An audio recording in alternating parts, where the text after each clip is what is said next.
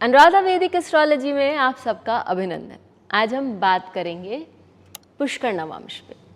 पुष्कर नवांश किसे कहते हैं, वहाँ पुष्कर नवांश में बैठे ग्रह क्या फल देते हैं, पुष्कर नवांश को प्रैक्टिकली किस तरह से पढ़ा जाता है D1 D9 चार्ट्स आदि में, और जब पुष्कर नवांश की क्या क्या खूबियाँ होती हैं और क्या हर समय पुष्कर नवांश आपको अच्छा ही फल देगा, ये सारी चीज़ें हम देखेंगे एक प्रैक्टिकल एग्जाम्पल के साथ, जो मैं आपको समझाते समझाते आपके सामने रखूँगी। तो हमारे साथ अंत तक बने रहिए।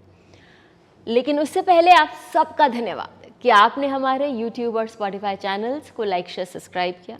आपने अपने सुझाव, अपने कमेंट्स लिखे। यदि आपने हमें सब्सक्राइब नहीं किया है तो याद से करिए, और बेल आइकन भी याद से दबाइए ताकि आपको अपडेट्स निरंतर मिलती रहें। सबसे पहले पुष्कर नवांश किसे कहते हैं। पुष्कर, यदि संस्कृत में हम इसका विच्छेद करते हैं, देखते हैं तो पुष्यति करोति, जो किसी का पोषण करता है। तो ऐसा नवांश जो वहाँ बैठे ग्रह का पोषण करता है उसे पुष्कर नवांश कहते हैं। एक दूसरा, पुष्कर नवांश कौन से होते हैं, तो हम जल्दी से इसके बारे में समझ लेते हैं। इनका एक स्टैंडर्ड है।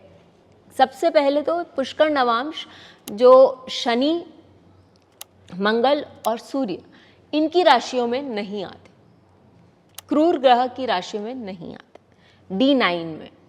और दूसरा, D1 में कौन से नवांश हैं, यानी कि एक ही राशि का कौन सा ऐसा नवा हिस्सा है जो पुष्कर नवांश के अंतर्गत आता है।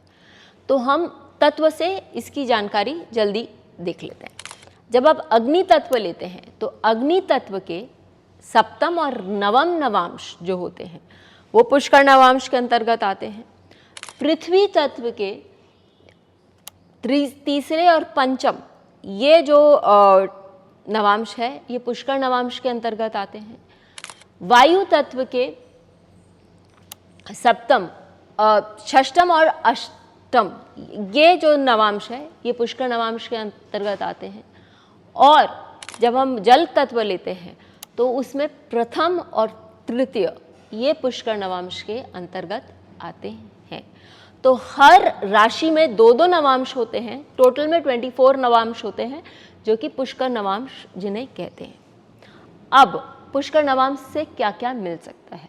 पुष्कर नवांश हमें पांचों प्रकार की उपलब्धियां, चाहे मटेरियल हो चाहे शारीरिक हो, जैसे कि धन संपदा। शारीरिक से यदि हम देखें तो हमारा स्वास्थ्य बहुत अच्छा रहता है, हम हर समय खुश रहते हैं, और हमारे जो रिलेशनशिप्स हैं वो बहुत स्ट्रांग रहते हैं। यदि हम व्यावसायिक देखें तो हमारा करियर में जो ऊंचाई है वो हम बहुत अच्छे से प्राप्त कर सकते हैं। और ये सारे होने के बाद भी हमारी मेंटल हैप्पीनेस और हमारा स्पिरिचुअल ग्रोथ, ये भी पुष्कर नवांश देने के लिए सक्षम है। लेकिन प्रश्न ये उठता है कि क्या हर पुष्कर ग्रह जो पुष्कर नवांश में बैठा है वो दे सकता है। एक लेवल पे हाँ दे सकता है, लेकिन उसके लिए हमें D1 और D9 का कंपैरिजन करना पड़ेगा। वो कैसे?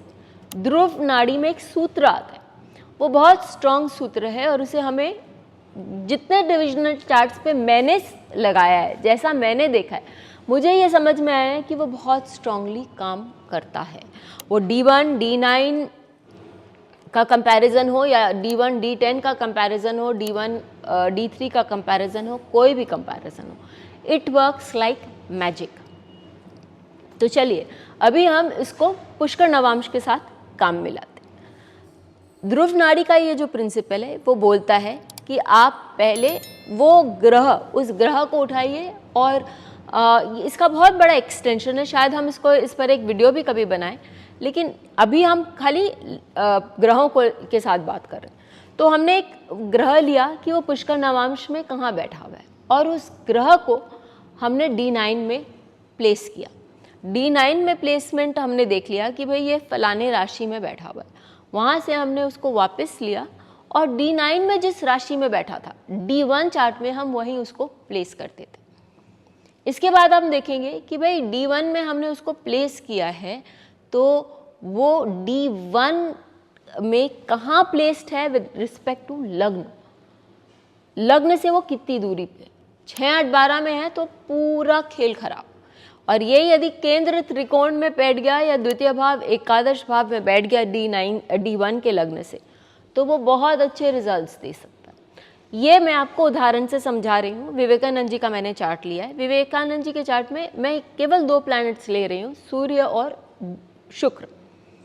सूर्य जो है वो आपके लग्न पर बैठा हुआ है विवेकानंद जी का, और वो पुष्कर नवांश में, क्योंकि अग्नि तत्व का लग्न है, धनु राशि का लग्न है, 9th जो आपका नवांश है उसमें सूर्य बैठा हुआ है। ये आत्मकारक भी है, 9th लॉर्ड भी है, और ये वर्गोत्तम भी है, क्योंकि D9 में भी सूर्य धनु राशि पर ही बैठे हुए। तो हमने D9 D1 की पोजीशन ही एक है, यानी कि वो वर्गोत्तम है और वो पुष्कर नवांश में है, तो वो एक्सीलेंट रिजल्ट्स देंगे। अब आप शुक्र को ले लीजिए। मैंने शुक्र को लिया और मैंने देखा कि वो यहाँ तीसरे चरण में बैठे हुए हैं। कहाँ? कैप्रिकॉर्न में तीसरे चरण में बैठे हुए हैं। कैप्रिकॉर्न यानी मकर राशि का तीसरा चरण, क्योंकि ये एक अर्थ राशि है, या हम कहें कि एक पृथ्वी तत्व की राशि है। तो मैंने जैसे आपको बोला था कि तीसरा चरण और 5वां चरण वो पुष्कर नवांश के अंतर्गत आता है।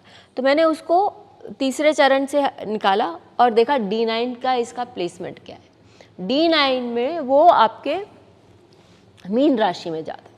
हमने उठाया वहाँ से उसको मीन राशि से D9 से और उसको प्लेसमेंट कर दिया D1 में। D1 में वो कहाँ आया? क्योंकि D1 का लग्न जो है वो धनु है, तो मीन उसके लिए चतुर्थ भाव हो गया। चतुर्थ भाव में शुक्र दिग्बली होते हैं और ये पुष्कर नवांश में आ गए, तो शुक्र उनके लिए बहुत ज़्यादा फायदा देने के लिए केपेबल हैं, जबकि ये इनके षष्टमेश हैं, जबकि ये इनका एकादशेश है। तो वो अपनी देश की सेवा में हमेशा तत्पर रहते थे। जो उनको पढ़ाया गया था, अपनी जो मौलिक शिक्षा थी उनकी, उसको लोगों तक पहुंचाने के लिए वो बहुत तत्पर रहते थे। उन्होंने उसको अपना लाइफ का यदि हम कहें, क्योंकि यदि हम चंद्रमा सूर्य को भी देखें जो कि उनका पुष्कर नवांश में है, 9th लॉर्ड है, तो यदि हम उन दोनों को ले, वेरी स्ट्रॉन्ग प्लैनेट्स, वो उनको जीवन के पूरे जीवन को केंद्रित करके हम बता सकते हैं कि ये उनको इस समय में, शुक्र के समय में या सूर्य के समय में, उनको बहुत अच्छे रिजल्ट्स मिलेंगे ही। साथ ही यदि अब हम एक विपरीत उदाहरण भी ले लेते हैं। पुष्य नवांश का जो पुष्य नक्षत्र का जो द्वितीय चरण है, वो भी पुष्कर नवांश के अंतर्गत आता है। वहाँ पर किसी का कोई ग्रह बैठा हुआ है, तो हमने उसको देखा कि वो D9 में कहाँ गया? वो D9 में वर्गों में जाता है। अब यदि वो मेष लग्न हुआ, या वो हम कहें कि कर्क लग्न हुआ, या तुला लग्न हुआ, या कुंभ लग्न हुआ, तो उन लग्नों के लिए यदि आपने कन्या राशि से उठाया और वापस वहाँ लग्न D1 चार्ट में लगाया, तो उन लग्नों के लिए वो 6, 8, 3, 12 में आता है। वो अच्छे रिजल्ट्स देने के लिए सक्षम नहीं है। वो अपने रिजल्ट्स देगा, लेकिन इतने अच्छे रिजल्ट्स नहीं दे पाएगा। यही यदि वो केंद्र या त्रिकोण में बैठ जाए या 2-11 में बैठ जाए, तो उसके रिजल्ट्स अच्छे देने की जो क्षमता है वो कई गुना बढ़ जाएगी, और वो बहुत अच्छे रिजल्ट्स अपने पीरियड में दे सकता है। वो व्यक्ति के लाइफ में उस समय में बहुत अच्छा ग्रोथ भी दिखाएगा। पुष्कर नवांश देने के लिए बहुत कुछ दे सकता है, लेकिन केवल किसी व्यक्ति के चार्ट में पुष्कर नवांश पढ़कर यदि हम बोल दें कि आपका ये समय या ये कारक आपको बहुत कुछ दे देगा, तो वो गलत होगा। हमें उसको पूरे ढंग से ध्रुव नाड़ी का वो प्रिंसिपल लेके पढ़ना चाहिए, तभी हमारा एनालिसिस एकदम सही होगा। आप भी लोगों के चार्ट में एनालिसिस करके देखिए और ज़रूर लिखकर बताइए कि आपको क्या रिजल्ट मिला। फिर मिलेंगे, तब तक के लिए धन्यवाद। Please hit the bell icon for fresh updates. Don't forget to like, share and comment on the videos, and please subscribe to our channel.